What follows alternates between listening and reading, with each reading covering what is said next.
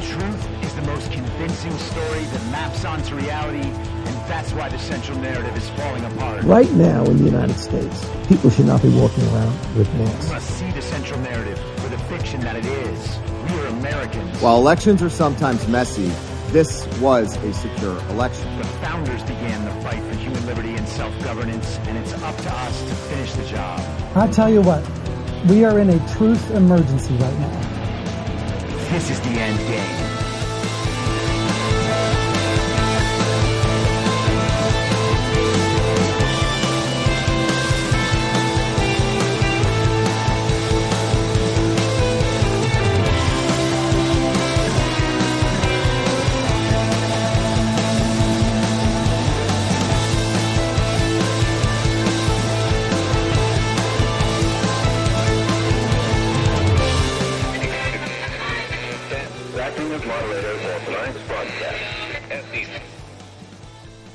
It's Tuesday, July 2nd, 2024, the 1,259th day of dystopia. I'm your moderator, Chris Paul. Let's be reasonable. A warm welcome and hello to all of you listening through a paid subscription at imyourmoderator.substack.com. You can become a paid subscriber for as little as $50 a year or $5 a month. And in doing so, you will get the ad-free experience. You'll be able to participate in the conversation over on Substack, and you'll be invited to participate in the interactive live streams every Wednesday afternoon. And if you can't or you simply don't want to, continue listening to the podcast for free on a wide variety of podcast platforms. And of course, Rumble. All I ask is that you share it with your friends.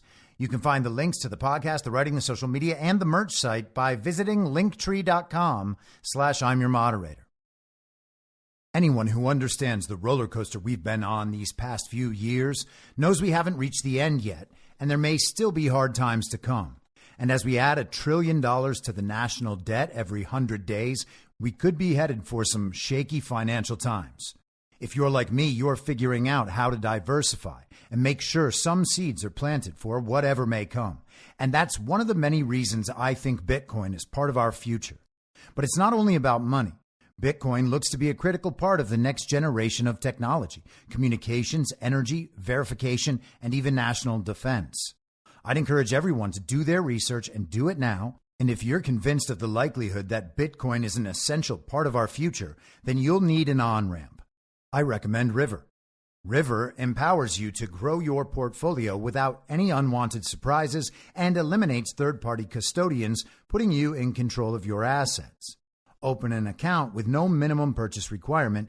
You can get your Bitcoin journey started with just $1. Visit partner.river.com/reasonable to create your River account today. That's partner.river.com/reasonable. Now, I know that many of you out there understand the need to diversify assets, or maybe you're looking to protect your retirement savings, but you're not quite there yet on Bitcoin. And you feel better about precious metals? I get that too. I think going in multiple directions is wise, and I do that myself. And when it comes to buying precious metals, you want to be working with a good company. And that's why I've partnered with Goldco. Goldco is a 6-time Inc. 5000 winner, 2022 Company of the Year, and they've helped people like you and me place over $2 billion in gold and silver. And I have gotten silver from Goldco. And right now they're offering my supporters up to $10,000 in bonus silver while supplies last. Don't pass this offer up. Go to reasonablegold.com now. This is your opportunity to protect you and your family from an out-of-control government before it's too late. So don't wait a second longer. Take action today. Click on the link in the podcast notes or go to reasonablegold.com now and get your free gold kit, your free IRA kit. You'll be glad you did. All right, so the last 24 hours have essentially amounted to a histrionic meltdown among every contingent, from the fake president's fake administration to all of the establishment television characters, all the way down to all of the liberal lunatics on Facebook.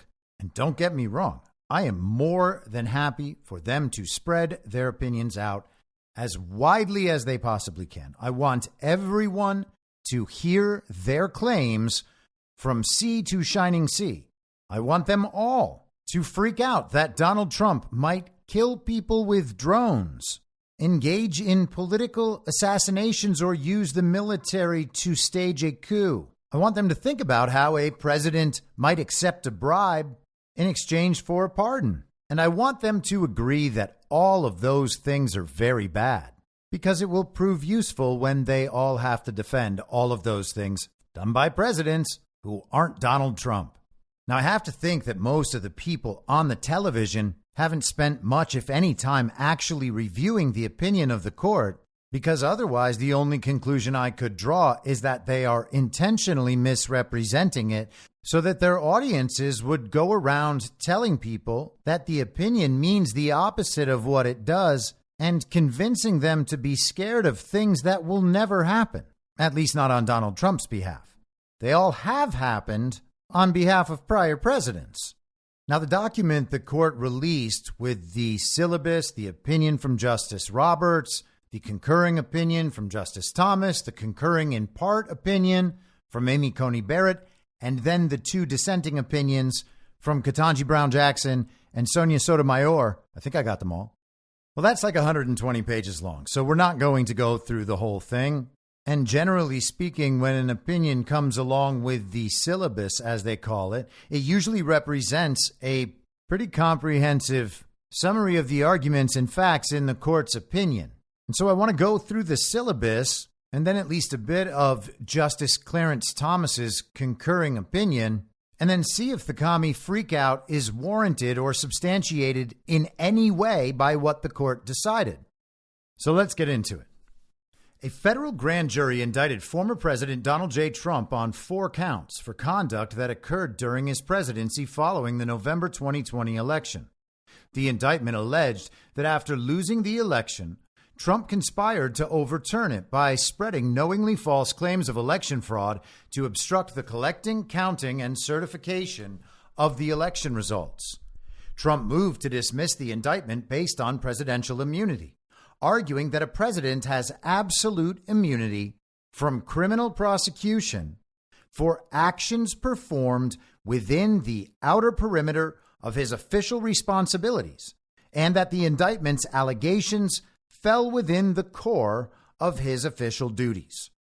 The district court denied Trump's motion to dismiss, holding that former presidents do not possess federal criminal immunity for any acts. The D.C. Circuit affirmed. Both the district court and the D.C. Circuit declined to decide whether the indicted conduct involved official acts. Held.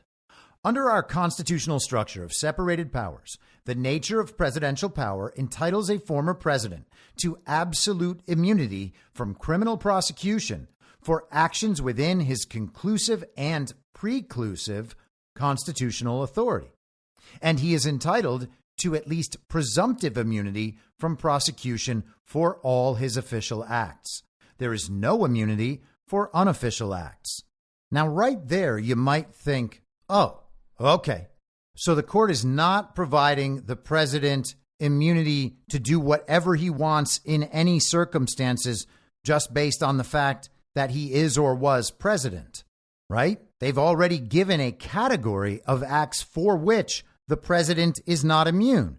Anything that falls outside the scope of his actions as president, and they'll get into some discussion of this later. But already the idea that he has the power of a king is totally gone, unless kings have the power to not be kings sometimes. And to be honest, maybe there are kings that do have that power. Maybe they just call a king time out for a little while. This case is the first criminal prosecution in our nation's history of a former president for taking actions during his presidency. Determining whether and under what circumstances a prosecution may proceed requires careful assessment of the scope of presidential power under the Constitution. The nature of that power requires that a former president have some immunity from criminal prosecution for official acts during his tenure in office, at least with the respect to the president's exercise of his core constitutional powers. This immunity must be absolute. As for his remaining official actions, he is entitled to at least presumptive immunity. Article 2 of the Constitution vests executive power in a President of the United States of America. The President has duties of unrivaled gravity and breadth. They're citing precedent here from Trump v. Vance. His authority to act necessarily, quote, stems from either an act of Congress or from the Constitution itself. And they're citing Youngstown Sheet and Tube Company versus Sawyer. In the latter case, the president's authority is sometimes, quote, conclusive and preclusive, end quote. When the president exercises such authority, Congress cannot act on and courts cannot examine the president's actions. It follows that an act of Congress, either a specific one targeted at the president or a generally applicable one, may not criminalize the president's actions within his exclusive constitutional power. Neither may the courts adjudicate a criminal prosecution that examines such presidential actions. The court thus concludes that the president is absolutely immune from criminal prosecution for conduct within his exclusive sphere of constitutional authority. Now, that discussion of presidential powers cites court precedent in Youngstown Sheet and Tube Company v. Sawyer in the concurring opinion by Justice Robert Jackson. And I actually got sidetracked on this for a little while. It's a case from 1952 that arose when President Harry Truman, during the Korean War, issued an executive order to seize most of the country's steel mills. And so I found that interesting and relevant in its own regard because we very likely will see in the future, and probably have already seen, the government seizure of major companies, if not industries. And that is murky territory regardless. That may be something in the future that needs to get worked out. Beyond the legal question, there's the moral question and what the implications would be in terms of the relationship between the government and private entities, not to mention the government and individuals. But let's leave that aside for now and just focus briefly on the presidential powers. Justice Jackson's concurring opinion began this way. Presidential powers are not fixed, but fluctuate, depending on their disjunction or conjunction with those of Congress. When the president acts pursuant to an express or implied authorization of Congress, his authority is at its maximum, for it includes all that he possesses in his own right, plus all that Congress can delegate. So the president has his own constitutional powers, and then the Congress has delegated more power to the president, so he can exercise both of those powers properly with immunity. Jackson writes, in these circumstances and in these only, may he be said, for what it may be worth, to personify the federal sovereignty. If his act is held unconstitutional under these circumstances, it usually means that the federal government, as an undivided whole, lacks power. A seizure executed by the president pursuant to an act of Congress would be supported by the strongest of presumptions and the widest latitude of judicial interpretation, and the burden of persuasion would rest heavily upon any who might attack it.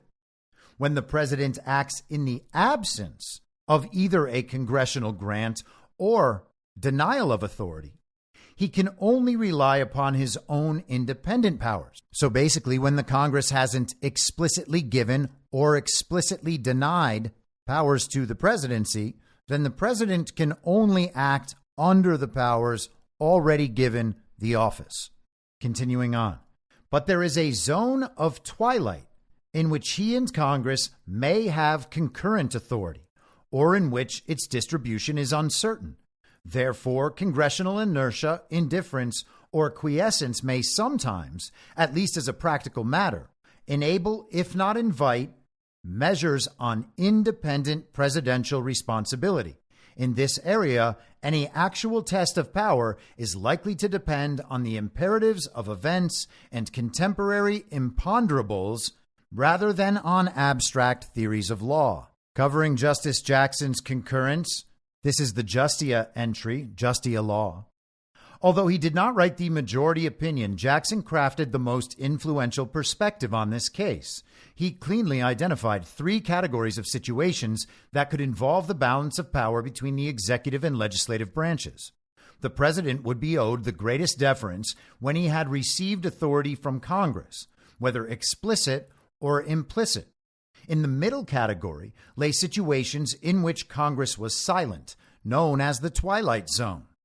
This case, however, fell in the third and most problematic category for the government, which contained situations when the president directly conflicts with Congress. So essentially, the most immunity is presumed when the president is executing the duties of his office and the roles that Congress has assigned the executive.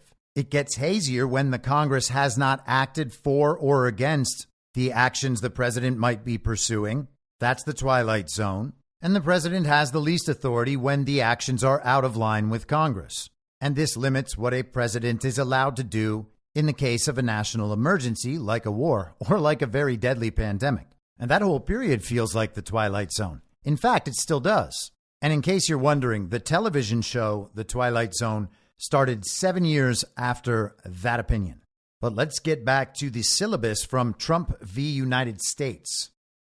Not all of the president's official acts fall within his conclusive and preclusive authority. The reasons that justify the president's absolute immunity from criminal prosecution for acts within the scope of his exclusive constitutional authority do not extend to conduct in areas where his authority is shared with Congress. To determine the president's immunity in this context, the court looks primarily to the framers' design of the presidency within the separation of powers, precedent on presidential immunity in the civil context, and criminal cases where a president resisted prosecutorial demands for documents. And that aspect will come up again as we go through this. And it's rather incredible timing that this opinion was released on the exact same day that Steve Bannon began serving his 4-month prison term after ignoring the sham J6 committee's subpoena for documents and testimony from Bannon that his lawyers advised him were covered by executive privilege. In October, it'll be 2 years since Bannon was found guilty, and it just so happens that he heads off to prison on the same day that this opinion was handed down. Also worth noting that the illegitimate Biden administration, through this long series of ops and lawsuits and hearings, has been motivated in almost every instance primarily with procuring documents they don't have access to, even while employing all the powers of the office of extremely legitimate president. 81 million real lawful American votes, and what we get is the idea. Come on, man. Turn in the the thing. 81 million real lawful American votes, and the fake president's fake administration can't get their hands on some documents. The most powerful man in the world. The framers designed the presidency to provide for a vigorous and energetic executive. And here they're citing Alexander Hamilton in the Federalist number 70. By the way, everyone always talks about the Federalist Papers. I strongly recommend everyone check out the Anti-Federalist Papers. But let's continue. They vested the president with supervisory and policy responsibilities of utmost discretion and sensitivity. Here they cite Nixon v. Fitzgerald. Appreciating the unique risks that arise when the president's energies are diverted by proceedings that might render him unduly cautious in the discharge of his official duties. The court has recognized presidential immunities and privileges, quote, rooted in the constitutional tradition of the separation of powers and supported by our history, end quote. In Fitzgerald, for instance, the court concluded that a former president is entitled to absolute immunity from damages liability for acts within the outer perimeter of his official responsibility. The court's dominant concern was to avoid diversion of the president's attention during the decision-making process, caused by needless worry as to the possibility of damages actions stemming from any particular official decision, citing Clinton v. Jones. By contrast, when prosecutors have sought evidence from the president, the court has consistently rejected presidential claims of absolute immunity. During the treason trial of former Vice President Aaron Burr, for instance, Chief Justice Marshall rejected President Thomas Jefferson's claim that the president could not be subjected to a subpoena. Marshall simultaneously recognized, however, the existence of a privilege to withhold certain official papers, citing U.S. v. Burr. And when a subpoena was issued to President Richard Nixon, the court rejected his claim of absolute privilege. But recognizing the public interest in candid, objective, and even blunt or harsh opinions in presidential decision-making, it held that a presumptive privilege protects presidential communications. So basically, the president needs to be able to have certain conversations in order to do his job. Because that privilege relates to the effective discharge of a president's powers, the court deemed it fundamental to the operation of government and inextricably rooted in the separation of powers under the Constitution. Criminally prosecuting a president for official conduct undoubtedly poses a far greater threat of intrusion on the authority and functions of the executive branch than simply seeking evidence in his possession. So essentially, it's one thing to bring an action against the office of a president to demand he produce documents, but it's an entirely different thing to bring a criminal prosecution against a president for executing the duties of his role. The danger is greater than what led the court to recognize absolute presidential immunity from civil damages liability, that the president would be chilled from taking the bold and unhesitating action required of an independent executive. Although the president might be exposed to fewer criminal prosecutions than civil damages suits, the threat of trial, judgment, and imprisonment is a far greater deterrent and plainly more likely to distort presidential decision-making than the potential payment of civil damages. The hesitation to execute the duties of his office fearlessly and fairly that might result when a president is making decisions under a pall of potential prosecution raises unique risks to the effective functioning of government. But there is also a compelling public interest in fair and effective law enforcement. And basically every part of this argument cites court precedent. It's not just the conservative justices sitting around rubbing their hands together, figuring out new ways to help Trump. They've been citing precedent established anywhere from just a few years ago to the Nixon era, to the early 50s, during the Truman era, all the way back to when Thomas Jefferson was president, and saying that for all of these reasons, we believe this is what the framers intended. This is what the original Constitution was intended to produce and protect. And then you have Justice Sotomayor saying this means he can assassinate his political opponents. It's like they're asking for permission. Back to the opinion.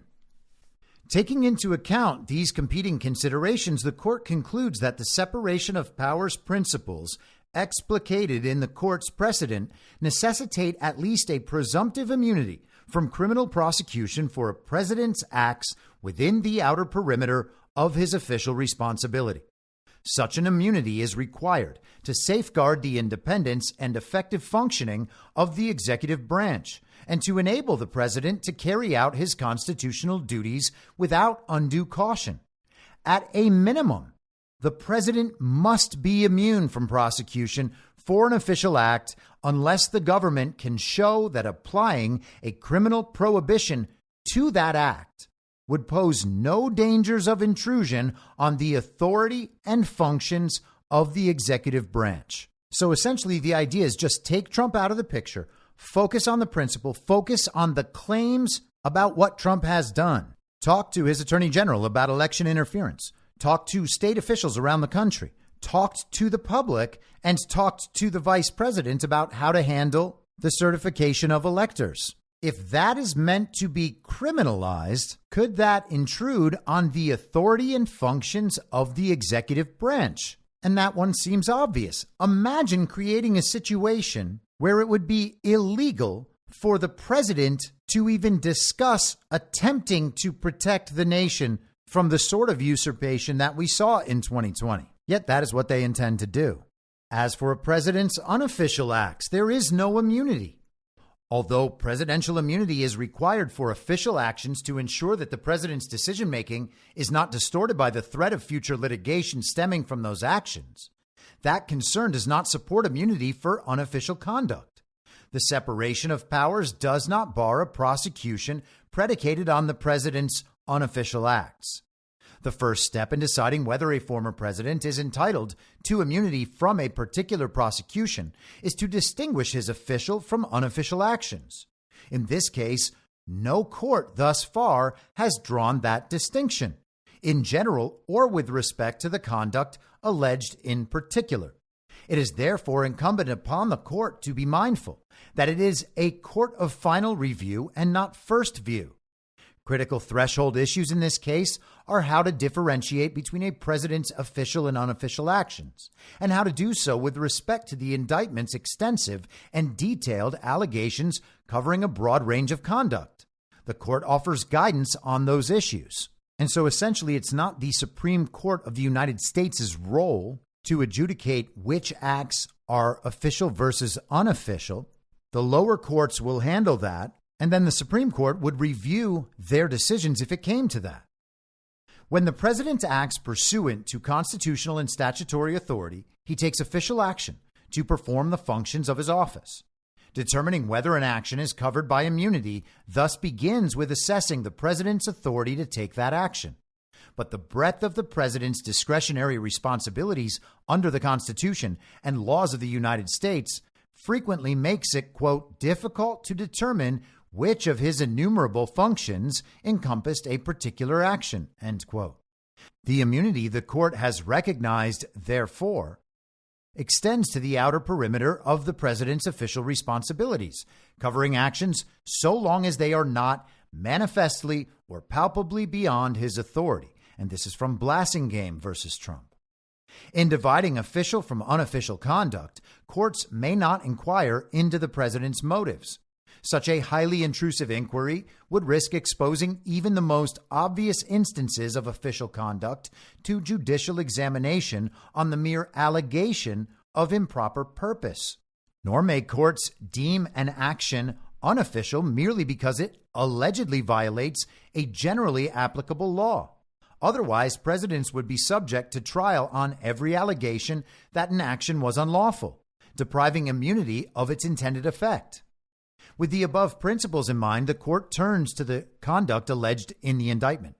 Certain allegations, such as those involving Trump's discussions with the acting attorney general, are readily categorized in the light of the nature of the president's official relationship to the office held by that individual. Other allegations, such as those involving Trump's interactions with the vice president, state officials, and certain private parties, and his comments to the general public, present more difficult questions. The indictment alleges that as part of their conspiracy to overturn the legitimate results of the 2020 presidential election, Trump and his co-conspirators attempted to leverage the Justice Department's power and authority to convince certain states to replace their legitimate electors with Trump's fraudulent slates of electors. According to the indictment, Trump met with the acting attorney general and other senior Justice Department and White House officials to discuss investigating purported election fraud and sending a letter from the department to those states regarding such fraud. The indictment further alleges that after the acting attorney general resisted Trump's requests, Trump repeatedly threatened to replace him. Now, to be clear, when it says the government, it refers to the quote-unquote special counsel Jack Smith under Merrick Garland's DOJ in the obviously illegitimate Biden administration. The government does not dispute that the indictment's allegations regarding the Justice Department involve Trump's use of official power. The allegations, in fact, plainly implicate Trump's conclusive and preclusive authority. The executive branch has exclusive authority and absolute discretion to decide which crimes to investigate and prosecute, including with respect to allegations of election crime. And this goes back to Nixon. The president's management of the executive branch requires him to have unrestricted power to remove the most important of his subordinates, such as the attorney general, in their most important duties. And they're citing Fitzgerald. The indictment's allegations that the requested investigations were shams or proposed for an improper purpose do not divest the president of exclusive authority over the investigative and prosecutorial functions of the Justice Department and its officials, because the president cannot be prosecuted for conduct within his exclusive constitutional authority. Trump is absolutely immune from prosecution for the alleged conduct involving his discussions with Justice Department officials. The indictment next alleges that Trump and his co-conspirators attempted to enlist the vice president to use his ceremonial role at the January 6th certification proceeding to fraudulently alter the election results. In particular, the indictment alleges several conversations in which Trump pressured the vice president to reject states' legitimate electoral votes or send them back to the state legislatures for review. Whenever the president and vice president discuss their official responsibilities, they engage in official conduct. Presiding over the January 6th certification proceeding, at which members of Congress count the electoral votes, is a constitutional and statutory duty of the vice president. The indictment's allegations that Trump attempted to pressure the vice president to take particular acts in connection with his role at the certification proceeding thus involve official conduct, and Trump is at least presumptively immune from prosecution for such conduct. The question then becomes whether that presumption of immunity is rebutted under the circumstances. It is the government's burden to rebut the presumption of immunity. The court therefore remands to the district court to assess in the first instance whether a prosecution involving Trump's alleged attempts to influence the vice president's oversight of the certification proceeding would pose any dangers of intrusion on the authority and functions of the executive branch. So basically, the lower courts have to decide whether criminalizing the president talking to the vice president about the certification of electors will intrude onto the authority and function of the executive branch.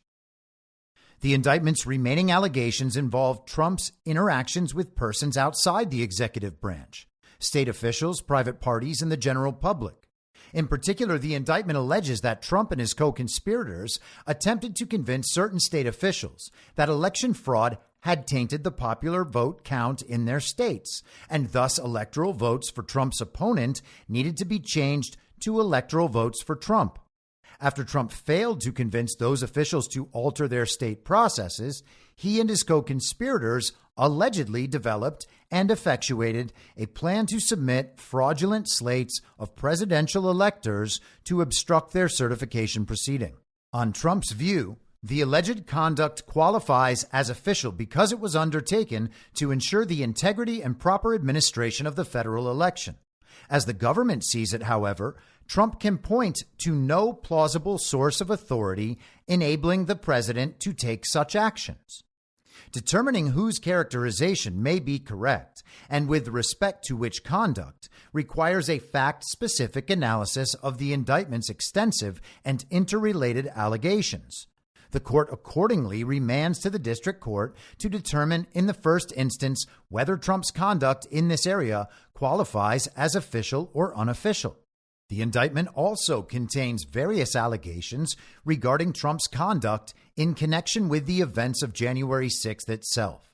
The alleged conduct largely consists of Trump's communications in the form of tweets and a public address. The president possesses extraordinary power to speak to his fellow citizens and on their behalf, and they're citing precedent in Trump v. Hawaii. So most of a president's public communications are likely to fall comfortably within the outer perimeter of his official responsibilities. And I want to pause just a second on that.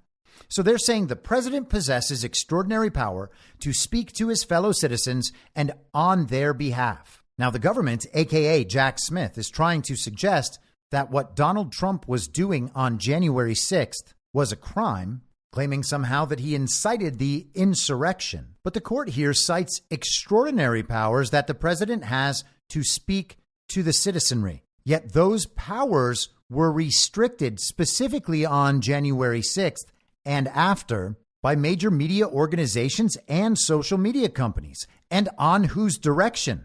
Leaving the central narrative fully aside for a second, the insurrection was ongoing from November 3rd, 2020, and in truth, maybe well before that. Regardless, Trump had said we were at war. He declared a national emergency over the very deadly pandemic. The country was in a state of duress, and various entities, people, organizations, perhaps on behalf of foreign countries or foreign actors, interfered with the president's extraordinary power to communicate to the public. You'd think they might be more concerned about that. But let's continue. There may, however, be contexts in which the president speaks in an unofficial capacity, perhaps as a candidate for office or a party leader. To the extent that may be the case, objective analysis of content, form, and context will necessarily inform the inquiry. Whether the communications alleged in the indictment involve official conduct may depend on the content and context of each. This necessarily fact-bound analysis is best performed initially by the district court. The court, therefore, remands to the district court to determine, in the first instance, whether this alleged conduct is official or unofficial. Man, they're really making the president sound like a king in all this by remanding the issue to the district court, where they can decide whether or not what the president did qualifies as an official act. Oh, the horror. Now Donald Trump is going to activate the Death Star and zap his political opponents from outer space. The courts just said it's okay. Presidents cannot be indicted based on conduct for which they are immune from prosecution.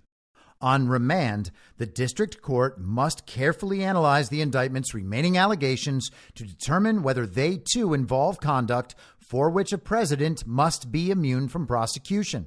And the parties and the district court must ensure that sufficient allegations support the indictment's charges without such conduct. Testimony or private records of the president or his advisors probing such conduct may not be admitted as evidence at trial. Trump asserts far broader immunity than the limited one the court recognizes, contending that the indictment must be dismissed because the impeachment judgment clause requires that impeachment and Senate conviction precede a president's criminal prosecution. But the text of the clause does not address whether and on what conduct a president may be prosecuted if he was never impeached and convicted. And so Trump was not convicted. He was impeached twice, 2 sham impeachments, quite obviously, the second one after he wasn't president anymore, quote unquote. But he was not convicted in either case. Historical evidence likewise lends little support to Trump's position. The Federalist Papers on which Trump relies concerned the checks available against a sitting president. They did not endorse or even consider whether the impeachment judgment clause immunizes a former president from prosecution. Transforming the political process of impeachment into a necessary step in the enforcement of criminal law finds little support in the text of the Constitution or the structure of the nation's government. And so this addresses something that was widely discussed, and that's the idea of double jeopardy. If you're already tried by Congress under the standards for impeachment, can you then later be criminally prosecuted for the same crime? Trump, of course, was not convicted, and it sounds like the courts are kind of driving a separation between these issues, except in the case where the president was impeached and convicted. And so I imagine we will see that come back in the future. The government takes a similarly broad view, contending that the president enjoys no immunity from criminal prosecution for any action. On its view, as applied challenges in the course of the trial suffice to protect Article 2 interests, and review of a district court's decisions on challenges should be deferred until after trial. So basically, Jack Smith, on behalf of Merrick Garland, on behalf of the fake president Joe Biden, wants there to be a presumption of no immunity and have the trial held on that presumption to be challenged later, if at all, after the trial has concluded. And imagine the chaos that would ensue If Donald Trump was convicted, quote unquote, by this lower court, and then the Supreme Court decided, oh, you can't actually charge him for that in the first place. It's like they always want the most destructive possible route. But questions about whether the president may be held liable for particular actions consistent with the separation of powers must be addressed at the outset of a proceeding. Even if the president were ultimately not found liable for certain official actions, the possibility of an extended proceeding alone may render him unduly cautious in the discharge of his official duties. The Constitution does not tolerate such impediments to the effective functioning of government. This case poses a question of lasting significance. When may a former president be prosecuted for official acts taken during his presidency? In answering that question, unlike the political branches and the public at large, the court cannot afford to fixate exclusively or even primarily on present exigencies. Enduring separation of powers principles guide our decision in this case. The president enjoys no immunity for his unofficial acts, and not everything the president does is official. The president is not above the law. But under our system of separated powers, the president may not be prosecuted for exercising his core constitutional powers, and he is entitled to at least presumptive immunity from prosecution for his official acts. That immunity applies equally to all occupants of the Oval Office. And so with that, the arch-conservative Chief Justice John Roberts made Donald Trump a king by saying his political opponent is not allowed to prosecute him for official acts performed while he was president. And we will get into some of the media reaction in a second, but does that sound horrifying to you? Does that sound like a bunch of right-wing extremists got together to concoct some ad hoc explanation for why Donald Trump could get away with it again? And of course, the answer is no. That's insane. But in the interest of fairness, that's not the only thing they're freaking out about. They are freaking out just as much about Clarence Thomas's concurring opinion as they are about Justice Roberts affirming that presidents do enjoy immunity in the execution of their official acts. So here's what Justice Thomas had to say. Few things would threaten our constitutional order more than criminally prosecuting a former president for his official acts. Fortunately, the Constitution does not permit us to chart such a dangerous course. As the court forcefully explains, the framers deemed an energetic executive essential to the security of liberty. And our system of separated powers accordingly insulates the president from prosecution for his official acts. To conclude otherwise would hamstring the vigorous executive that our Constitution envisions. While the separation of powers may prevent us from righting every wrong, it does so in order to ensure that we do not lose liberty. And Justice Thomas cites precedent in Morrison v. Olson. I write separately to highlight another way in which this prosecution may violate our constitutional structure. In this case, the Attorney General purported to appoint a private citizen as special counsel to prosecute a former president on behalf of the United States. But I am not sure any office for the special counsel has been established by law as the Constitution requires. By requiring that Congress create federal offices by law, the Constitution imposes an important check against the president. He cannot create offices at his pleasure. If there is no law establishing the office that the special counsel occupies, then he cannot proceed with this investigation. A private citizen cannot criminally prosecute anyone, let alone a former president. No former president has faced criminal prosecution for his acts while in office in the more than 200 years since the founding of our country. And that is so despite numerous past presidents taking actions that many would argue constitute crimes. If this unprecedented prosecution is to proceed, it must be conducted by someone duly authorized to do so by the American people. The lower courts should thus answer these essential questions concerning the special counsel's appointment before proceeding. And so Thomas's concurrence strikes directly at the legitimacy of Jack Smith in the first place.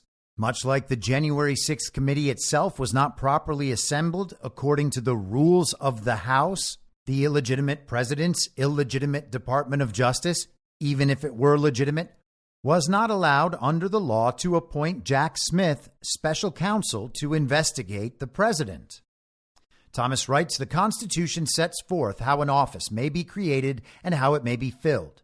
The Appointments Clause provides, quote, the president shall nominate and by and with the advice and consent of the Senate shall appoint ambassadors, other public ministers and consuls, judges of the Supreme Court, and all other officers of the United States, whose appointments are not herein otherwise provided for, and which shall be established by law. But the Congress may by law vest the appointment of such inferior officers as they think proper in the president alone, in the courts of law, or in the heads of department. The constitutional process, this is Thomas again, for filling an office is plain from this text. The default manner for appointing officers of the United States is nomination by the president and confirmation by the Senate. But the clause provides a limited exception for the appointment of inferior officers. Congress may, by law, authorize one of three specified actors to appoint interior officers without the advice and consent of the Senate. As relevant here, a head of department, such as the Attorney General, is one such actor that Congress may authorize by law to appoint inferior officers without senatorial confirmation.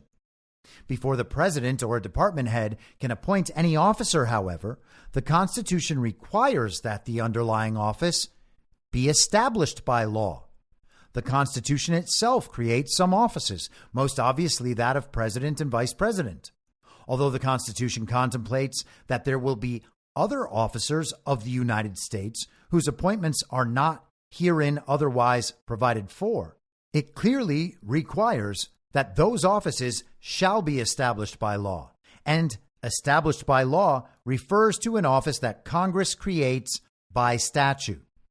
The limitation on the president's power to create offices grew out of the founders' experience with the English monarchy. The king could wield significant power by both creating and filling offices as he saw fit. He was emphatically and truly styled the fountain of honor. He not only appointed to all offices, but could create offices. That ability to create offices raised many concerns about the king's ability to amass too much power. The king could both create a multitude of offices and then fill them with his supporters. Justice Thomas cites historical writings describing, quote, the power of appointment to offices, end quote, as the, quote, most insidious and powerful weapon of 18th century despotism. Also explaining that the crown derives its whole consequence merely from being the giver of places and pensions. He says, in fact, one of the grievances raised by the American colonists in declaring their independence was that the king had erected a multitude of new offices and sent hither swarms of officers to harass our people and eat out their substance, citing here the Declaration of Independence. The founders thus drafted the Constitution with evidently a great inferiority in the power of the president in this particular to that of the British king, and that is Federalist 69. The founders broke from the monarchical model by giving the president the power to fill offices with the Senate's approval, but not the power to create offices. They did so by imposing the constitutional requirement that new officer positions be established by law rather than through a king-like custom of the head magistrate unilaterally creating new offices. And so the concern here is that the president might just begin creating new offices to amass and consolidate power and control within the executive branch. It is part of the separation of powers that those offices must be, quote unquote, established by law, which means through an act of the legislative branch, then the president can appoint the officer with the Senate's approval. Later in Thomas's opinion, he writes, it is difficult to see how the special counsel has an office established by law as required by the Constitution.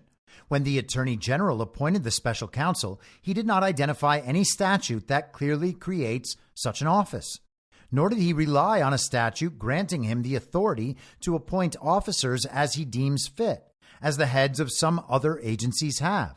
Instead, the Attorney General relied upon several statutes of a general nature. None of the statutes cited by the Attorney General appears to create an office for the special counsel, and especially not with the clarity typical of past statutes used for that purpose. Further on, he writes, even if the special counsel has a valid office, questions remain as to whether the Attorney General filled that office in compliance with the Appointments Clause. For example, it must be determined whether the special counsel is a principal or inferior officer. If the former, his appointment is invalid because the special counsel was not nominated by the president and confirmed by the Senate, as principal officers must be. Even if he is an inferior officer, the Attorney General could appoint him without presidential nomination and senatorial confirmation only if Congress, by law, vested the appointment in the Attorney General as a head of department. So the special counsel's appointment is invalid unless a statute created the special counsel's office and gave the Attorney General the power to fill it by law. Whether the special counsel's office was established by law is not a trifling technicality. If Congress has not reached a consensus that a particular office should exist, the executive lacks the power to unilaterally create and then fill that office. Given that the special counsel purports to wield the executive branch's power to prosecute, the consequences are weighty.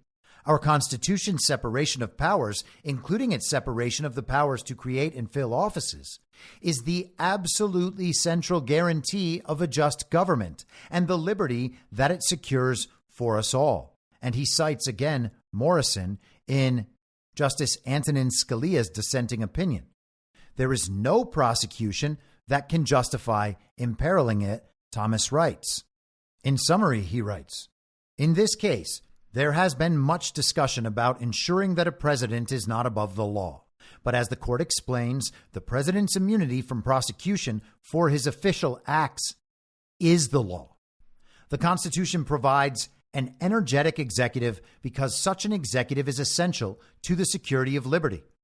Respecting the protections that the Constitution provides for the office of the presidency secures liberty. In that same vein, the Constitution also secures liberty by separating the powers to create and fill offices. And there are serious questions whether the Attorney General has violated that structure by creating an office of the special counsel that has not been established by law. Those questions must be answered before this prosecution can proceed.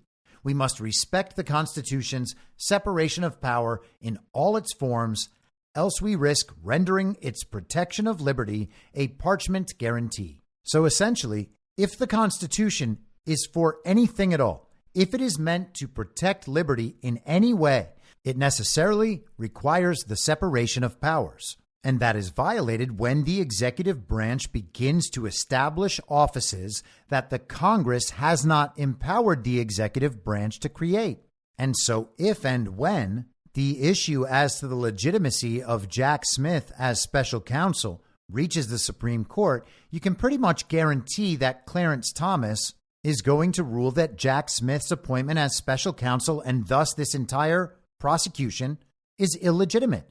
And was illegitimate from the start. It will then be a matter of whether or not 4 other justices agree, and you gotta think that they will because the argument is pretty clear.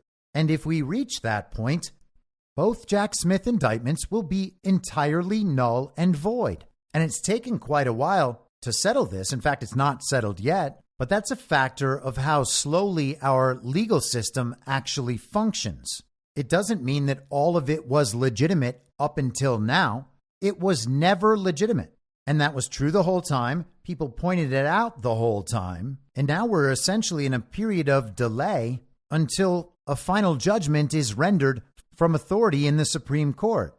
But the entire process is illegitimate, and it has been that way the entire time, even when everyone believed Trump really was so indicted. So let's return to the conclusion of the summary in the syllabus.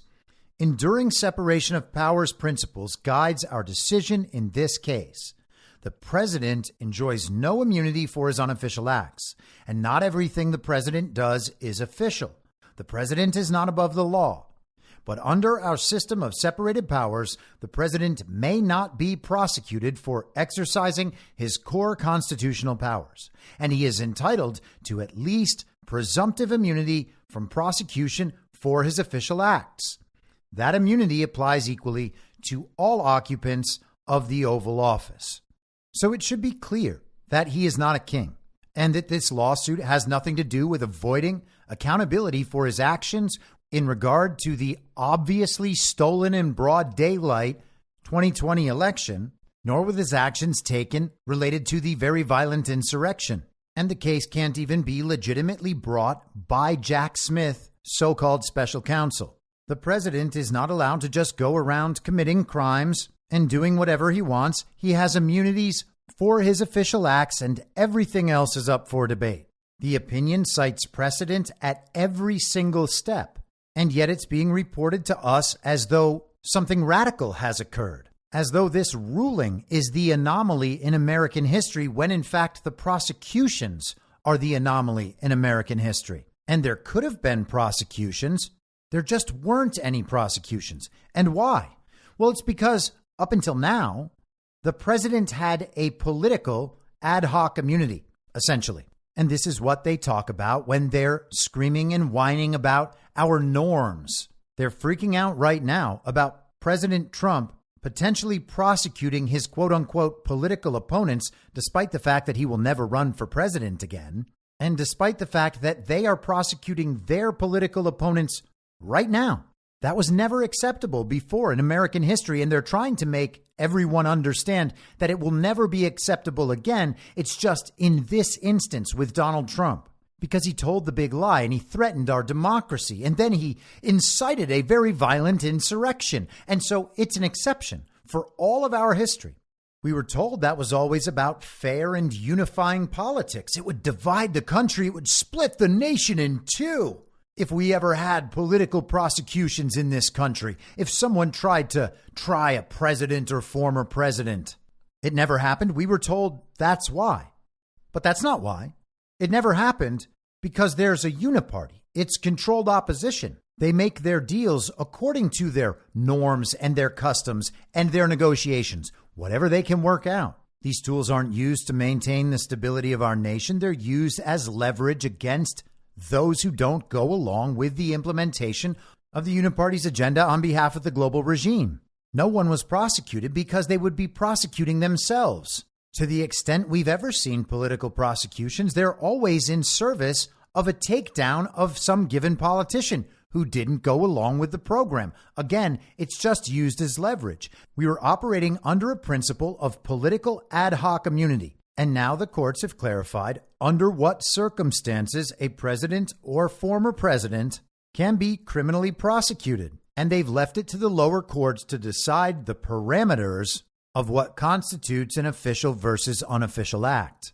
And so we talked yesterday about how the close advisors around the fake president, Joe Biden, might go about attempting to convince the nation that Joe Biden is not some mumbling and incapacitated invalid. And so they decided that they should send him out there for a presidential address on the Supreme Court's immunity decision.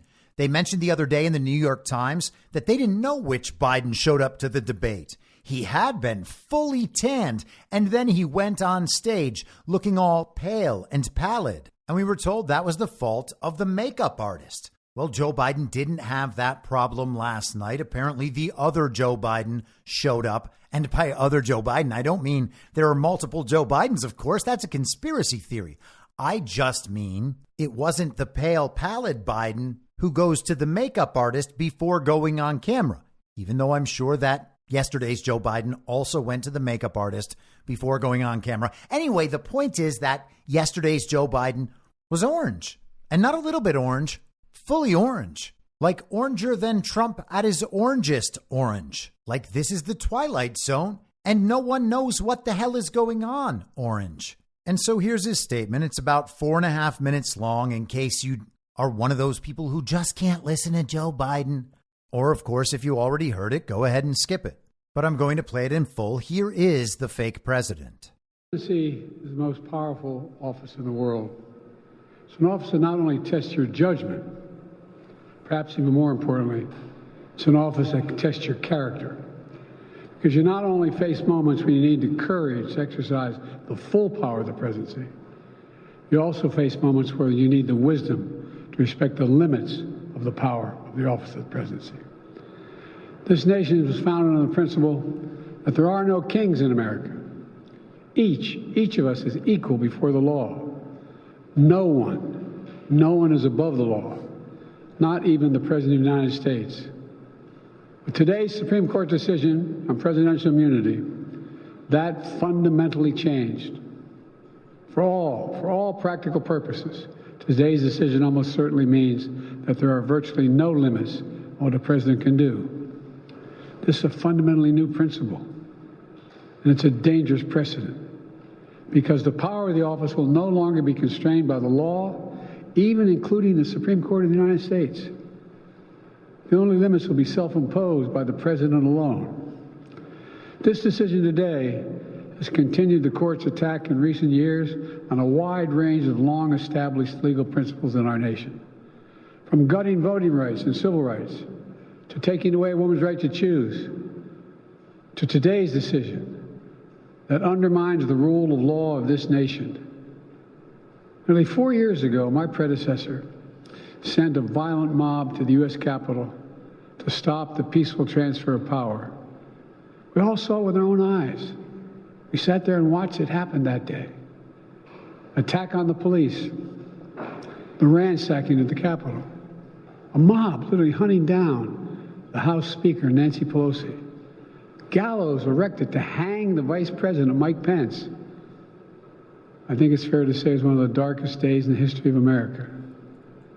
Now the man who sent that mob to the U.S. Capitol is facing potential criminal conviction for what happened that day. And the American people deserve to have an answer in the courts before the upcoming election. The public has a right to know the answer about what happened on January 6th before they ask to vote again this year. Now, because of today's decision, that is highly, highly unlikely. It's a terrible disservice to the people of this nation. So now the American people have to do what the courts should have been willing to do, but will not. The American people have to render a judgment about Donald Trump's behavior. The American people must decide whether Donald Trump's assault on our democracy on January 6th makes him unfit for public office in the highest office in the land. The American people must decide if Trump's embrace of violence to preserve his power is acceptable.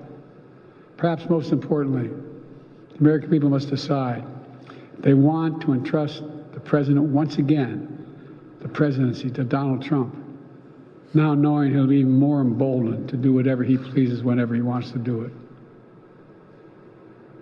You know, at the outset of our nation, it was the character of George Washington, our first president, to define the presidency. He believed power was limited, not absolute, and that power always resides with the people, always.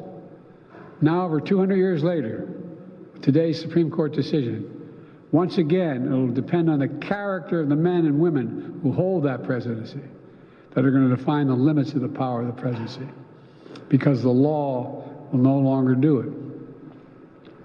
I know I will respect the limits of the presidential powers I have for 3.5 years, but any president, including Donald Trump, will now be free to ignore the law. I concur with Justice Sotomayor's dissent today. Here's what she said. She said, in every use of official power, the president is now a king above the law. With fear for our democracy, I dissent. End of quote. So should the American people dissent. I dissent. May God bless you all, and may God help preserve our democracy. So the fake president has apparently gotten over his cold. That is excellent news. He's gotten over his makeup artist. That is very impressive. But apparently he's still confused about what happened on January 6th. Gallows to hang Mike Pence? There were replica gallows built by someone and then brought to the location. They could not have hanged a human with those gallows. And the fact that someone acted out that scene and someone else filmed it does not mean that the quote unquote mob that was called to the Capitol by Donald Trump was actually in any way attempting to hang Mike Pence. That simply did not happen. Now, Biden's tone suggests that he accepts the verdict from the Supreme Court, but he believes they made the wrong decision, and he agrees with the dissenting opinion that makes no sense whatsoever relative to what we just went through. Now, if Donald Trump was in that position, we would be hearing from the media that Donald Trump calling into question the court's decision was a grave threat to our democracy. But it's not true when the fake president Joe Biden does it. Even after a coordinated campaign spanning the last 2 years to delegitimize Justice Clarence Thomas and a coordinated campaign over the last few months to delegitimize Samuel Alito based on the flags that his wife hangs. All of this would normally be seen as a threat to our norms, a threat to our institutions. This could be seen as dividing the country, but not when the orange man does it. I mean, the new orange man, not Trump, Biden. We have now reached the point where the commies have to agree that orange man good. Now, I think it's safe to assume that no one who still happens to be suffering from Trump derangement syndrome is going to understand that Joe Biden just did the thing that the illegitimate special counsel Jack Smith is accusing Donald Trump of doing and tearing down our democracy. But Joe Biden just admitted that all of this was election interference. He said the American people deserve to have an answer in the courts before the election, which is now highly unlikely and a disservice to the people of the nation. In other words, this criminal prosecution of Donald Trump by an illegitimate special counsel, a prosecution that is itself anomalous and the first time something like this has ever happened in American history, it's not going fast enough to achieve the desired political outcome. I would be worried about our norms and our institutions, but we don't have norms anymore. And frankly, I don't think we're going to have institutions for very long either. The fake president said now it's up to the American people. The American people have to render a judgment about Trump's behavior and whether it makes him unfit. And that was the case before this decision as well. Donald Trump's been dealing with these situations for years now, and over that time, he has only become more and more popular. So the truth is that the American people have already rendered their decision. And just as an aside, I've got to say, I cannot wait until these communists stop talking about other people's behavior. They speak of other people as though those other people are children and have to abide by whatever rules are set down by the adults, that being them. And if they don't abide by those rules, then the adults, that being them, reserve the opportunity to mete out whatever punishment they choose. This, like everything else, is a total inversion within the false reality. These people have tiny child-sized brains inside their full-size adult skulls. They don't reason, they don't apply principles, they just figure out how it is they feel and then use their words to justify their feelings. All the decisions are ad hoc and then supported and justified with emotional arguments and social leverage. But let's continue. Here is Rachel Maddow. Expect that they would do this. And they, Donald Trump and his counsel asked for this 100% absolute immunity thing, which was insane. I would say they got 105% of what they were asking for. They got immunity from this court, despite some of the language in Justice Roberts' ruling saying that there was some measure of humility or some measure of restraint. The practical impact of what they have done is to give Trump immunity that even he and his counsel did not ask for. And given that the hypotheticals over the course of these arguments, as you rightly pointed out, included things like, can the president assassinate a rival? I think we have to look at the Supreme Court's affirmative answer to that. Yes, you can. With as much seriousness as it deserves. I mean, this is a death squad ruling. This is a ruling that says that as long as you can construe it as an official or quasi-official act, you can do absolutely anything, and never be held accountable, not only while you are president, but forever. And this is a president who has activated pro-Trump paramilitary groups, that, wear insignia and T-shirts and hold placards celebrating literally right-wing death squads, right? This is a president who has talked about absolutely using the Justice Department to go after his rivals. This explicitly immunizes anything the president wants to do through the Justice Department, but all but explicitly justifies anything the president wants to do, full stop, to anyone. And that is as serious as it gets. Now, I don't know if Rachel Maddow is creating a conspiracy theory here where the reporter of decisions at the Supreme Court, when composing the syllabus, simply left all that out to make the court's opinion seem rational. But otherwise, what in the world is Rachel Maddow talking about? The word assassinate appears one time in those 119 pages in Sonia Sotomayor's dissent, which has been quoted in just about every mainstream media publication. It's almost like she wrote it just for that. She simply declares that the president would be immune if he decided to have SEAL Team 6 assassinate his political opponent. And she declares that despite amicus briefs from military leaders saying the military would not carry out an unlawful order. And then the word assassination appears once in the dissenting opinion from so-called Justice Ketanji Brown Jackson, who was nominated by an illegitimate president. Here's what she had to say. Thus, even a hypothetical president who admits to having ordered the assassinations of his political rivals or critics, or one who indisputably instigates an unsuccessful coup, has a fair shot at getting immunity under the majority's new presidential accountability model. So a fair shot, she says. She's not even as confident in her assertion as Sonia Sotomayor was. A fair shot at getting immunity, she writes. That is because whether a president's conduct will subject him to criminal liability turns on the court's evaluation of a variety of factors related to the character of that particular act, specifically those characteristics that imbue an act with the status of official or unofficial conduct minus motive.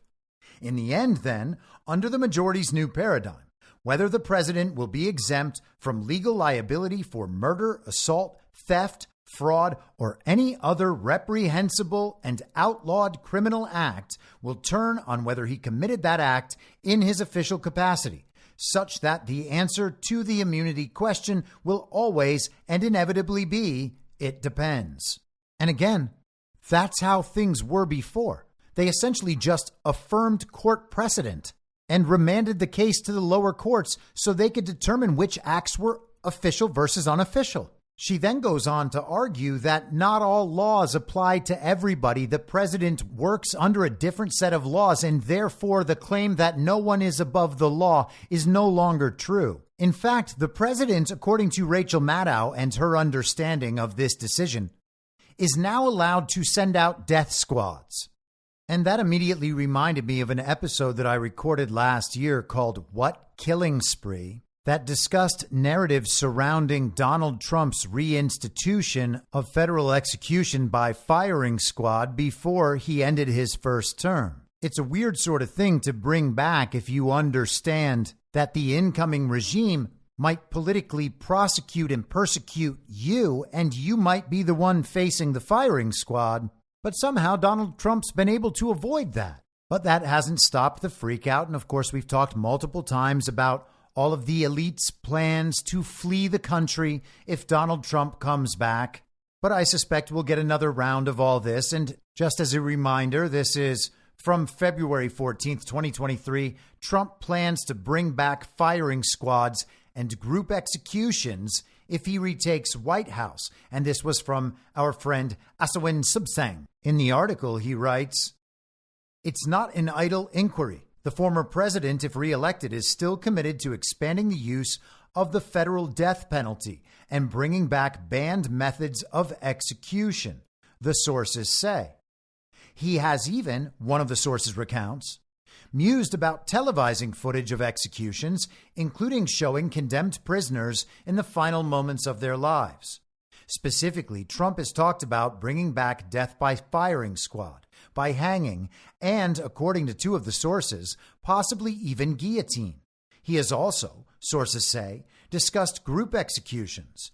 Trump has floated these ideas while discussing planned campaign rhetoric and policy desires, as well as his disdain for Biden's approach to crime. And so by all means, go ahead and check that out. But all of this is very much in line with the narrative effort to make Donald Trump into Hitler and his MAGA supporters into Nazis in the event that they are unable to keep Donald Trump from being recognized publicly as president once again. But wait, there's more. Here's Morning Mika speaking to Axios's Jim Vandehei about military tribunals.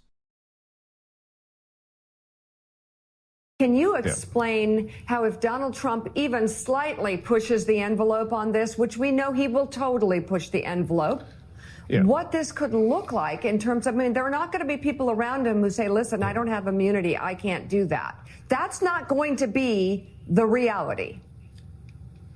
At all. And the way that you described him coming into office before is accurate. He didn't think he'd win. He surrounded himself with people that he thought looked the part and might be good at the job that turned out to be restraints on his power. The lesson he learned from that is get rid of all restraints. Make sure you only have loyalists working for you at the cabinet level, inside the White House, but also in the bowels of government. Make sure that anybody like a McConnell, a Liz Cheney, a Paul Ryan, anybody who has institutional power that could thwart you, get rid of them. They're gone. All of them. There's going to be no person in a position of power in Congress, especially if Republicans win the majority in the House of Senate, who you would say is a Trump critic that would put the brakes on the work that he would do. He's not going to have any of those people around him. Before, there's people inside of institutions of the government that most people haven't even heard of that could slow things down, gum things up. No, they know where those positions are now. They have all kinds of organizations outside of the campaign that are making sure they have the right people in place. Not only that, they're making sure that they have the legal argument for when they take these moves, that they could take it to the court and win. The courts have shown a proclivity towards siding with a lot of the stuff that Trump has wanted to do. So there won't be restraints. So what can he do with it? Even the things I just outlined there. He's going to think about using the military in a way he hasn't in the past. The Justice Department, throughout history, it's not necessarily written into the Constitution that there has to be this huge level of independence, but through tradition and through operation, it has been an independent agency. He's been very clear. There's not going to be an independent agency. He's going to have a loyalist as Attorney General. The Attorney General is going to get rid of anybody in the Justice Department that they see as a threat to his power. They're going to get rid of the cases that he has. He's going to start cases probably against the Biden family. He's been very clear in his own words. He's going to use that to go after his own critics. Yesterday on Truth Social, he's liking and following these social media posts that talk about creating military tribunals for Liz Cheney, for Mitch McConnell. Might be hyperbole, might not, but certainly shows you the direction that he wants to go. And again, there's nothing that I've said in this segment that he has not said or that his people haven't said. You got to wonder what they're so worried about. I mean, Donald Trump didn't do anything like what he's describing in his first term, even when all his supporters were screaming, lock her up throughout the campaign.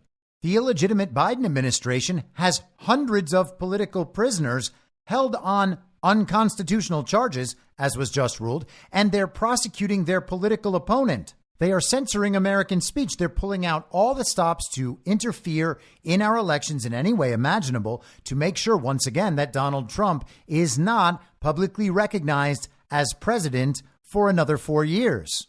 What are they worried about? They're all innocent. They've just been doing their jobs on behalf of the country. There's no way any of them are corrupt. There's no way any of them are compromised. There's no way any of them were working on behalf of, say, some foreign country or maybe other foreign entity. And it certainly wasn't in service of subverting the United States of America, subsuming it into this global order. It wasn't in service of the soft coup that ran against Donald Trump for 9 years. What are they worried about? And who are they worried about?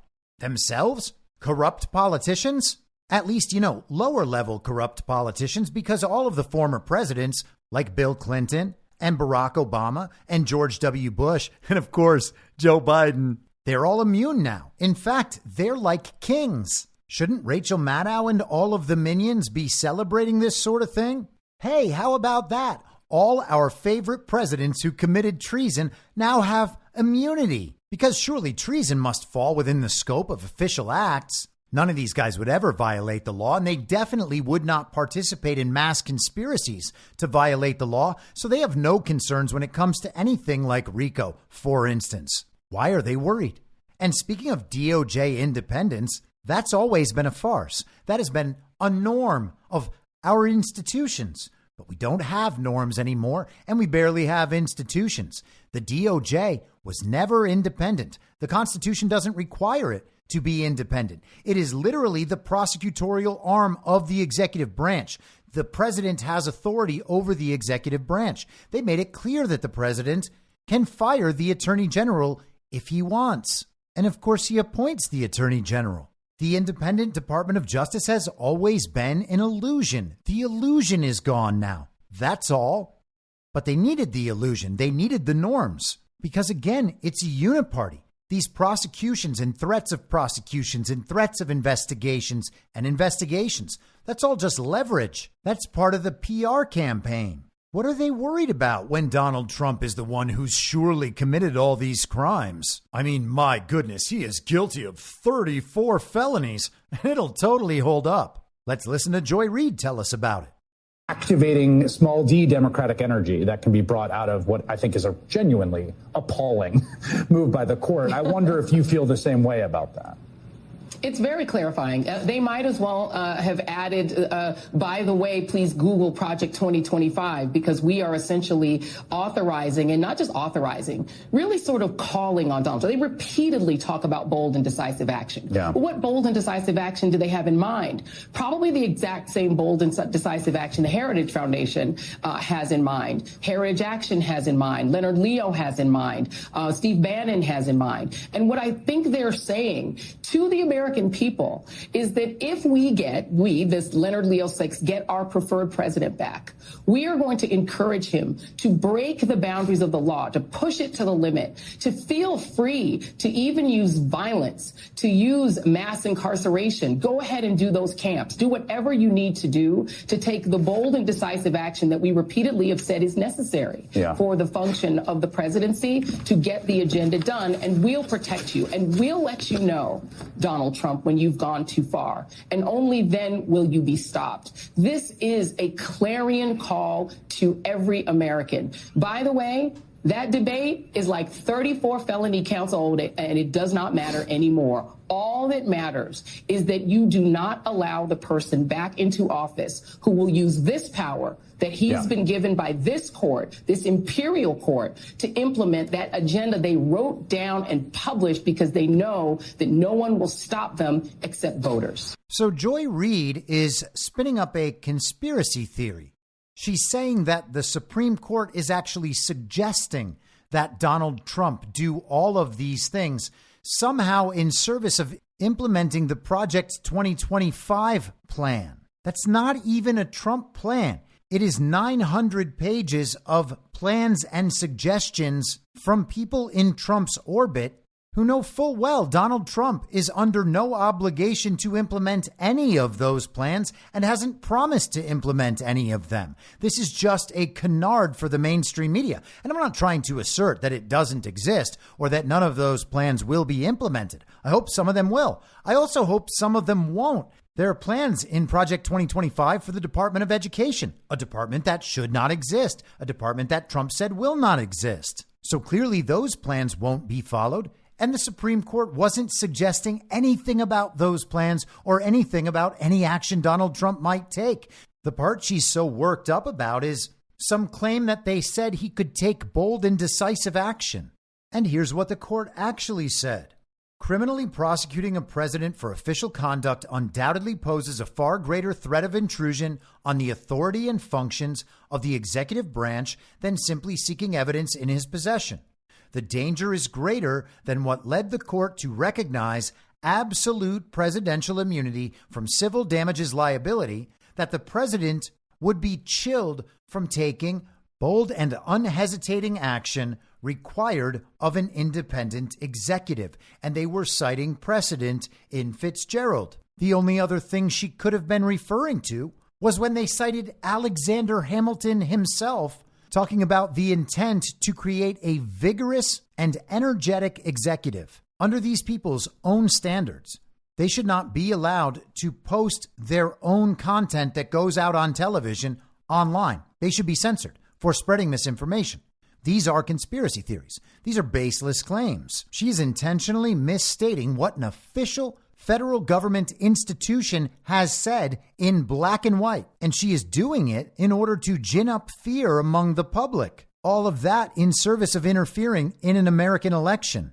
Man, the more I describe what Joy Reid and Rachel Maddow and Morning Nika and Jim Vandehei are doing, the more it sounds like they might be the ones committing the crimes. Maybe that's what they're worried about.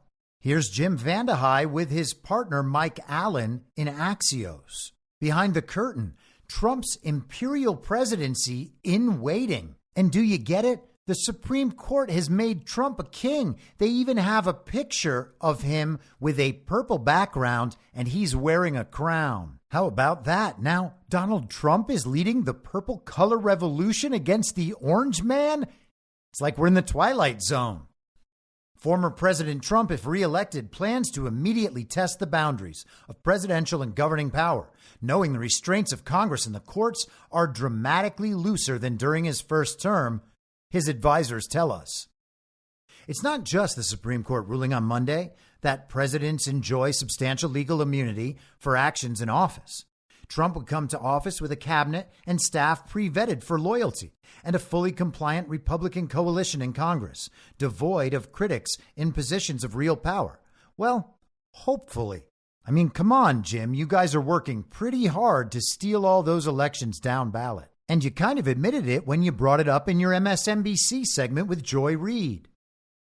That's a big reason why many Democrats worry President Biden is making one of the biggest gambles in U.S. history by staying in the race amid acute concerns about his age. See, Trump's actually going to be able to carry out his retribution in a way that will be publicly understood as indisputably legal and constitutional. And with the fake president remaining in the fake race, Donald Trump is basically a shoo-in. It's like all the polls that say they're close are fake or something. But who am I to challenge the science? The big picture.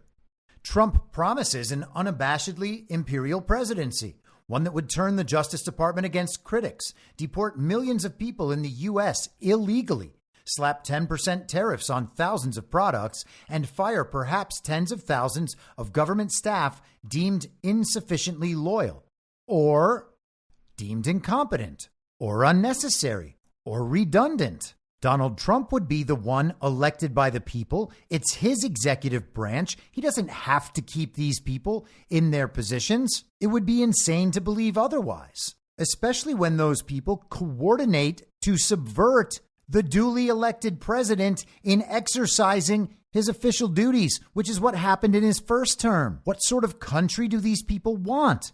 Do they want a country where the unelected bureaucrats actually have more power collectively than the president of the United States who's elected by the people? Oh yeah, that's exactly what they want. Why? Because it's communism. That's what the agenda is designed to create. We pretend it can never happen here. It's already happened here. We don't have real elections and the bureaucrats control everything. What else could that be? Back to Axios. He'd stretch the powers of the presidency in ways not seen in our lifetime. He says this consistently and clearly, so it's not conjecture. You might like this or loathe this, but it's coming fast and furious if he's elected. Thanks to Monday's Supreme Court ruling, Trump could pursue his plans without fear of punishment or restraint. And yes, please keep selling this to the American public and let them elect Donald Trump, knowing all of this to be true, so that Trump actually has a full mandate of the people with which to complete this task. To hear Trump and his allies tell it, this is how early 2025 would unfold if he wins. A re-elected Trump would quickly set up vast camps and deport millions of people in the U.S. illegally, and they're just deciding that it's illegal, of course. He could invoke the Insurrection Act and use troops to lock down the southern border. Again, he's allowed to do that. In Washington, Trump could move to fire potentially tens of thousands of civil servants using a controversial interpretation of law and procedure. So it's legal, but you don't like it. He'd replace many of them with pre-vetted loyalists. Actually, most of them he wouldn't replace at all, and that's the best part. He'd centralize power over the Justice Department, historically an independent check on presidential power. No, that's not what it is historically. That is a norm that has been created within the narrative. He has constitutional authority over the Justice Department. It is part of the executive branch. That's not a centralization of power. He plans to nominate a trusted loyalist for Attorney General, as every president does, and has threatened to target and even imprison critics. No, that's not what he's threatened to do. We're talking about criminals, not people who have said mean things about him. He could demand the federal cases against him cease immediately. Well, he could, but he likely won't have to since all of them are fake and illegitimate. The Alvin Bragg case is essentially already over. We'll get to that in a few minutes. Jack Smith is not a legitimate counsel. Clarence Thomas just said it. It seems extraordinarily unlikely that the Supreme Court wouldn't agree with Clarence Thomas. So those indictments might as well be gone. And the Fani Willis thing is a joke. And also, it's worth mentioning that all of the claims are false. The election was stolen, and Donald Trump did not incite a very violent insurrection. The president is the one who declares the insurrection. It's not possible for him to commit an insurrection while he's president. Back to Axios. Many of the January 6th convicts could be pardoned, a promise Trump has made at campaign rallies where he hails them as patriots, not criminals. Investigations of the Bidens would begin. Yes, and yes, it's got to happen. Trump says he'd slap 10% tariffs on most imported goods, igniting a possible trade war and risking short-term inflation. He argues this would give him leverage to create better trade terms to benefit consumers. He is totally within the purview of his office to do that. They're acting like this is some crime against America he's now allowed to commit. That's just a president conducting foreign and economic policy. Conversation would intensify about when Justices Clarence Thomas and Sam Alito would retire. And of course, they can't even imagine a situation where Trump might get 3 more Supreme Court justices nominated and confirmed. And it would be at least that many if those 2 justices retired and Sonia Sotomayor retired, and then Ketanji Brown Jackson was removed for her illegitimacy. From the Axios article, top Democrats privately predict Republican majorities in the House and Senate if Biden loses. Most of Trump's prominent critics, Mitt Romney, Liz Cheney, etc., will be gone. Even the few who remain, including Mitch McConnell, will be substantially less powerful. Trump would be backed by an overwhelmingly Trump-friendly House and Senate, loaded with loyalists top to bottom. Many were elected since his 2016 win, and many thanks to his endorsement. The article concludes this way. The media would investigate, report, and illuminate all of it, but probably with less impact. A second Trump term would start with TV ratings in the tank, mainstream media shrinking, and public attention shattering into dozens of information ecosystems, many built around popular and often partisan celebrities. Who did that one, Jim? So the ability to do more with fewer real restraints is real and hard to change. Think of Trump 2025 as a better prepared, much better organized, much more powerful version of Trump 2017, minus Republican breaks and any mystery about immunity. And damn, that sounds like a hell of a party. Sign me up for that. And we will conclude with this from NBC News this afternoon. Judge in Trump's hush money trial delays sentencing following Supreme Court immunity ruling. So here we are, just 9 days from Donald Trump being sentenced to prison, and now it's been delayed. The judge overseeing Donald Trump's New York criminal trial on Tuesday approved the delay of the former president's sentencing after his lawyers asked for more time to argue that the Supreme Court's immunity decision calls for a new trial. The sentencing hearing, previously scheduled for July 11th, will now take place on September 18th at the earliest, according to a letter posted on the court's docket. And how exciting would that be? Donald Trump gets sent to jail right as early voting begins? Another 2.5 months of this nonsense steadily increasing as the public's eyes open and maybe by then understand that actually, no, of course, Joe Biden did not receive 81 million real lawful American votes. Our elections are stolen, and not just the presidency, they're stolen across the board. In fact, winners are simply selected as the product of corrupt negotiations. And upon knowing all that, I would bet nothing will make them return to the Democrats and vote for the fake president Joe Biden, like throwing his political opponent in jail for a trial so unwarranted and so embarrassing that people already see it as a travesty of justice. The delay guarantees that Trump will not be sentenced until after he is formally nominated for president at the Republican National Convention, which begins July 15th.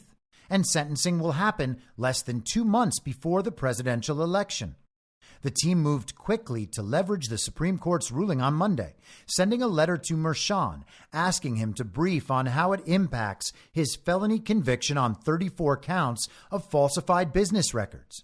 In a letter Tuesday, prosecutors said they were not opposed to delaying the sentencing hearing, although they signaled they believe the effort to toss the verdict is without merit. In a letter to the judge Monday, Trump's team argued that prosecutors wrongly used evidence of his official acts at trial, which is now immunized conduct and prohibited under the Supreme Court's new decision.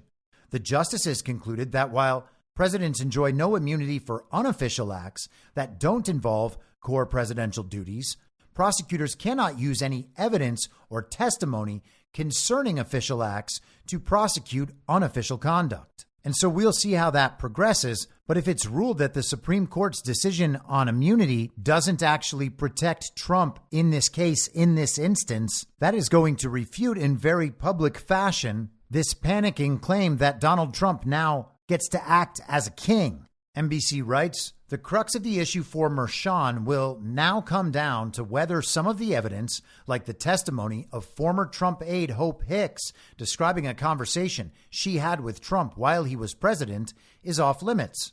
If so, a new trial could be required, unless the judge finds the error was harmless because Trump would have still been convicted. That sure is giving a lot of leeway to an acting judge. Merchan approved the delay in sentencing in a letter Tuesday to both Trump's lawyers and prosecutors from Manhattan District Attorney Alvin Bragg's office, but Trump's team could face an uphill climb.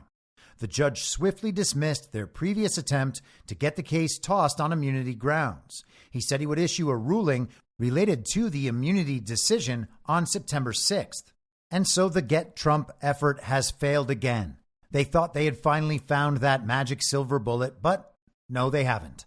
Events seem to be lining up for a busy September, and one might wonder if that is when we will see a more overt attempt to replace Joe Biden sometime after the convention. But it seems as though a bunch of storylines that we've been following for a while have concluded, at least for a little while. They are on pause. All the talk about Trump being sentenced as a premise for the RNC to attempt to replace him at the convention, that's gone now, which is not to say they won't try another route. They might, and we should keep our eyes open for that. But those concerns are gone. Jack Smith prosecutions, we're not going to see those until at least that transition period, assuming that there is an election in the first place. And who knows, maybe we could end up with all eyes on Fani. But either way, we should be prepared for a strange ride. We are indeed in the Twilight Zone. All right. So tomorrow's live stream will be at 6 p.m. Eastern Time. The link to that live stream will be in a Substack blog post that I will send at some point tomorrow morning, most likely. And so I hope to see you there. I suppose that there is an outside chance I may record an episode for Thursday, but I think that's probably unlikely. And whether I'm able to on Friday will depend on some other plans. Keep an eye on the Substack, on the Truth Social, or on the Telegram, and I will be sure to update on that. And with that said, I will be back very soon at the same reasonable time on the same reasonable podcast network. I don't have a network. Masks and lockdowns don't work. They lied to you about a pandemic, and Joe Biden will never be president. In my mind, that's the end game. If you're listening to this episode for free, you can support me and support the show and the work I do by signing up for a paid subscription at imyourmoderator.substack.com. You can do so for as low as $50 a year or $5 a month. Comes out to under $0.25 per episode, and you'll blast right through the paywall for all of the writing. The merch store is www.cancelcouture.com, and you can find everything else by heading to Linktree. Linktree.com/I'mYourModerator. And I'll see you soon out on the range.